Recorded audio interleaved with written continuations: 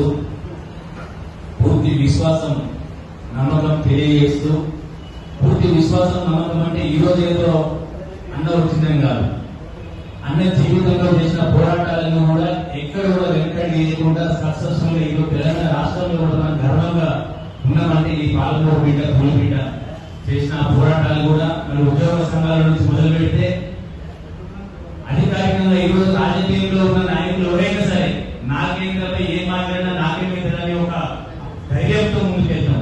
కానీ ఉద్యోగులు ఏం మాట్లాడినా కూడా ఉద్యోగం అతని జీవితం మీద ఎఫెక్ట్ పడే విధంగా మన ఉద్యోగాల నుంచి కూడా సస్పెండ్ అయ్యే పరిస్థితులలో కూడా దేనికి భయపడకుండా మరి మొదటి దశ నుంచి కూడా వారు ఉద్యమాల బాటలోనే వచ్చింది. కాబట్టి ఈ రోజు మేమే కాదన్నా రాష్ట్రంలో కూడా అన్న ముందుకు వచ్చారంటే పూర్తి విశ్వాసం నమ్మకం బీసీ వర్గాలలో కూడా కలుగుతుంది.